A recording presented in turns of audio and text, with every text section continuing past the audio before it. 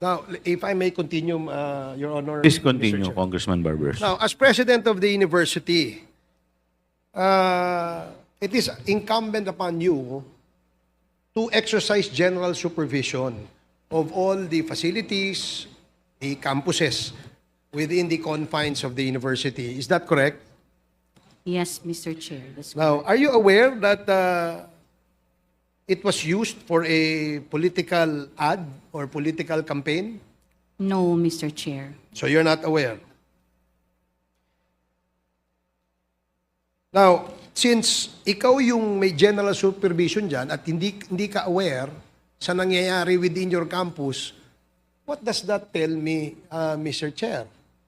Is a question of incompetence or competence proper at this time? I really don't know. I really don't know. Kasi ikaw nga yung presidente dyan and you should be, you have the general supervision of all the, you think pumunta lang doon yung kandidato, ginamit yung facility nyo without telling you or telling anyone from your university? Mr. Chair, I was made aware when that video came. So clearly, posted you were in not the informed prior to the use of the No. sugan, which again tells me na wala kang supervision doon sa iyong campus, which is not, supposed to be expected of a university president. So medyo mayroon tayong ano dyan, di ba? Another question, no? Yung video na yon, was it filmed during a weekday na merong klase? Ano bang, I'd like to be familiar with the goings on in that particular video.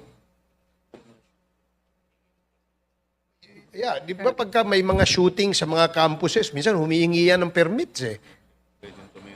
Oh, hindi naman pwedeng pumasok lang yan dyan, nag-video, no? Eh, ang problema, kung ito ang video na to, kinuha nung mayroong klase. Ano, sinuspend ba yung klase? Para lang to give way to the production of a video? Now, let me remind the President Plando, no? Yung mga questions, who authorized them to use the facility, isa yan, no? Were classes suspended or disrupted during the production of this video?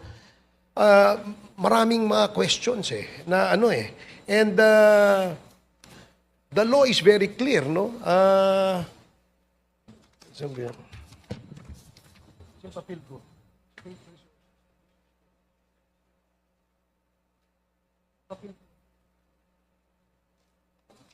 You see, let me define what abuse of state resources is, no? As provided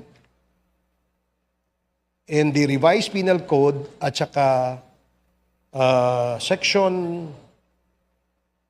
this is considered an election offense, no? Sabi dito, abuse of state resources pertains to the misuse of government resources, whether material, human, coercive, regulatory, budgetary, media-related, or legislative, or for electoral advantage. No? So, meron pong kaakibat na penalty po ito. No? Under Section 263 of the Revised Penal Code, sinasabi po dito, sino yung persons criminally liable? Sinabi po rito, the principals, yung actors ng video, accomplices, yung pumayag na magpagamit ng state resources, and accessories as defined in the Revised Penal Code shall be criminally liable for election offense. If the one responsible be a political party or an entity, its president or head, the officials and employees of the same performing duties connected with the offense committed, and its members who may be principals, accomplices, or accessories shall be liable.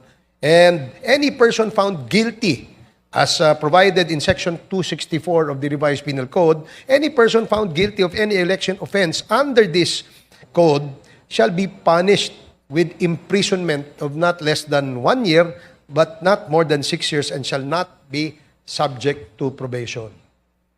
So, I don't know if you're aware of this.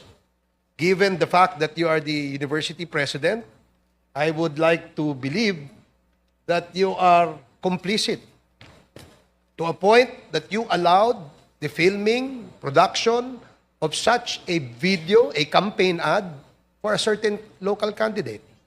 So, Mr. Chair, honorable Mr. Chair, members, I'd like to give the what is it?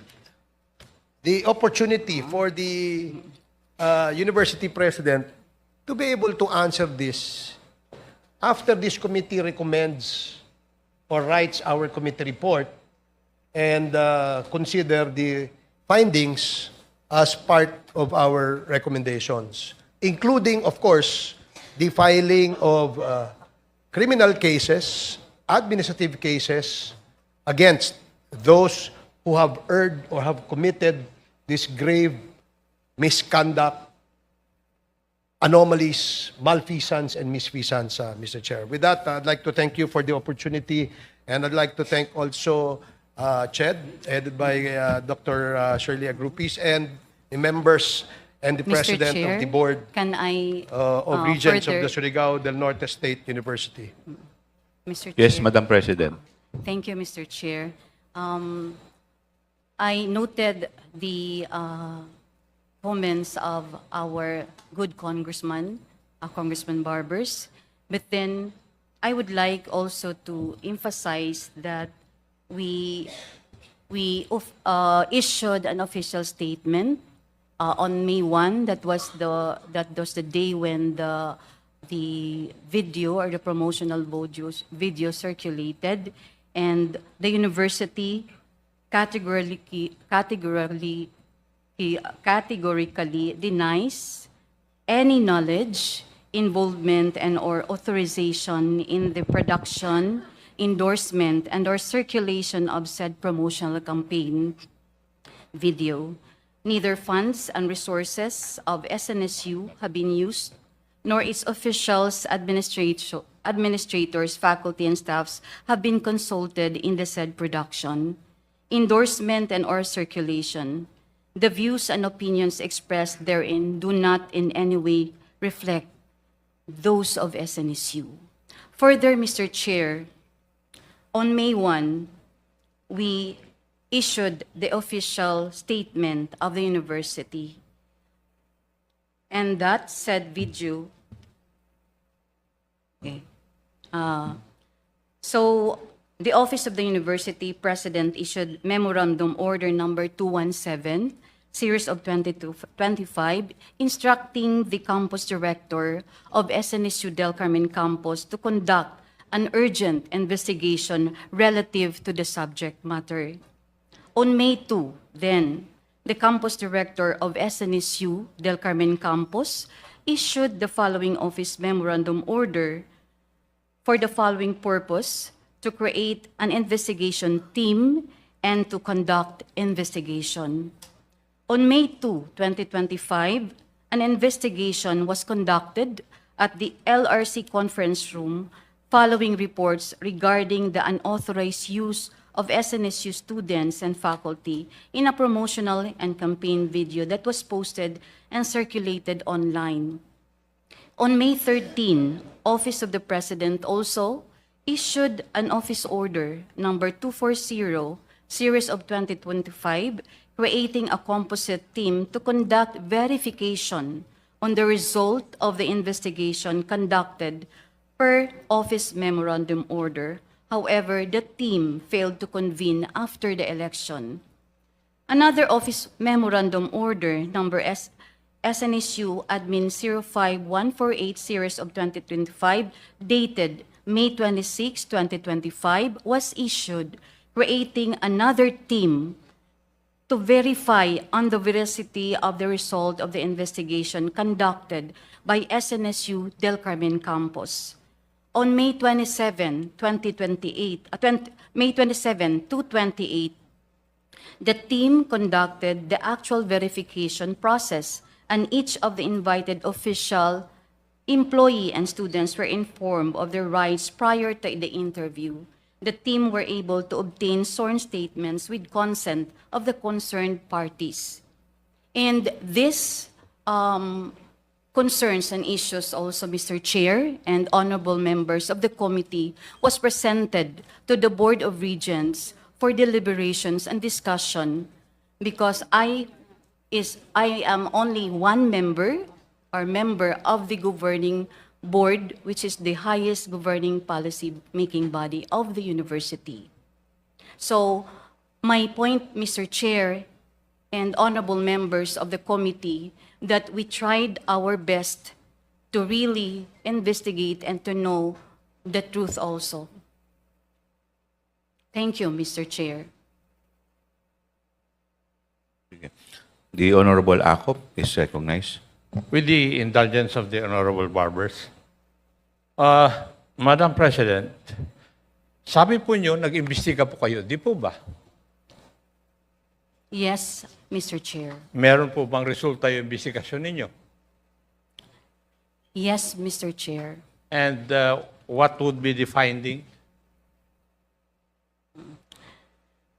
The finding was the person appearing as a teacher in the video political campaign is not a bona fide employee of SNSU.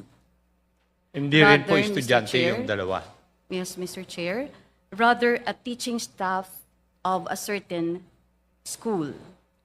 Thus, SNSU officials and employees, Mr. Chair, and honorable members of the committee, and not directly or indirectly involved in any partisan political activity. Madam President, pakisagot lang po yung aking katanungan. Masyado na pa kayong defensive eh. Bilang isang investigador, ako yung nagdududa. Masyado ko ng defensive. Hindi ko naman yun ang tinatanong ko eh. Ang tinatanong ko lang po sa inyo ay kung meron na po kayong findings. Kasi hindi nyo sinagot kanina yung mga katanungan na ni Honorable Burrs. Number one, dininay nyo kanina na yung classroom at saka campus na ginamit, hindi po sa SNSU. Tama po ba yung pagkarinig ko? Yung classroom po, Mr. Chair, is hindi. Hindi po. Hindi po sa How would you know that it is not a classroom of SNSU? Is it a product of your investigation, officially conducted? Yes, Mr. Chair. Huh? Is that part of the investigation report submitted to your office? Madam President, Yes or no? Yes. before you answer the Honorable Acop, make sure you are answering truthfully. Because later on, if we will be able to prove that that incident happened inside the perimeter of your campus, Mr. Chair, I would like to request respectfully that the result of the investigation will be furnished to the Board of Regents for deliberation and discussions. Pakiulit po yun. Hindi po namin nakuha ng buong-buo yung sinabi po ninyo. On May 29, actually, Mr. Chair, this was presented to the Board of Regents. Yeah. Hindi naman po yung board ang tinatanong ko. Tinatanong ko po kayo bilang SNSU President. And you should be aware of all these things bilang presidente ng SNSU. Di po ba? It's part of your jurisdiction that you should know everything that happens within your campus. Yes, Mr. Chair. ang Yes. tanong ni Congressman Acop kanina, if that incident happened inside the campus, including the classroom scene. Hindi po ang classroom. Ano Mr. po? Chair. Hindi po yung classroom, Mr. Chair. Second, yun po mga actors or actresses na nandun po sa present ni Honorable Barbers, hindi po taga SNSU? Mr. Chair. Was that also discovered in your investigation? Hindi ba dapat very critical yun? sa inyong investigasyon?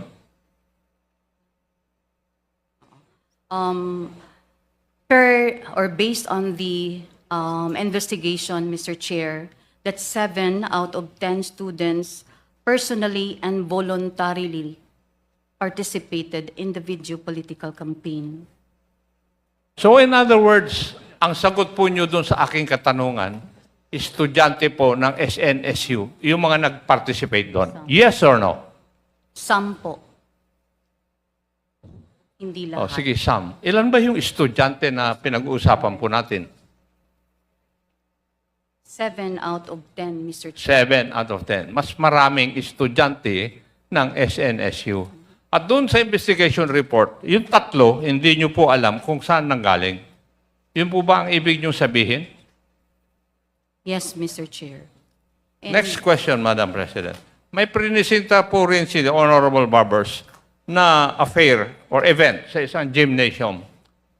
Yung gymnasium ba na yun hindi gymnasium ng SNSU? Mr. Chair, Simpleng-simple lang po yung tanong ko, Madam President. Doktor po ang nakalagay dyan sa inyong titulo dyan. Pakisagot lang po yung aking tanong. Otherwise, I will move to cite you in contempt.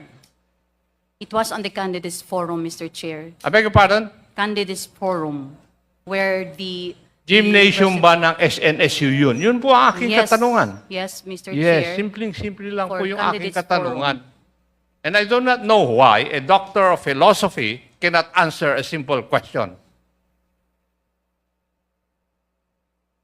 This is an investigation in aid of legislation. And you should answer questions directly, Madam President. Di po ba? So in other words, lahat po ng sinyales ay nagamit po yung inyong campus. Would you agree with that, Madam President? Nandun yung estudyante, nandun yung gymnasium ninyo.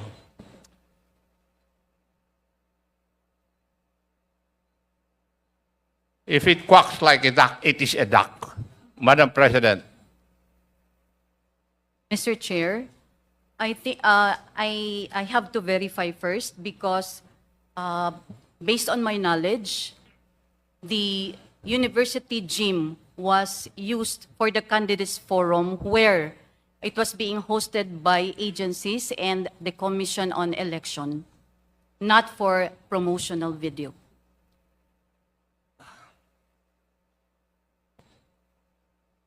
Madam President, yung pong katanungan ko po hindi na, yung sagot po ninyo, hindi naman po yung kasama doon sa katanungan ko Simpleng-simple lang po yung tanong ko. Yung bang gymnasium na prinisinta dito kanina ni Honorable Barder, na merong event, gymnasium ba ng SNSU? And all of these informations should have been contained in the investigation report conducted by the people you have directed to conduct the investigation. In other words, I can call their investigation very, very sloppy, Madam President. And if you're satisfied with that investigation, I'm sorry, hindi po ako naniniwala po sa inyo. Thank you, Mr. Chair.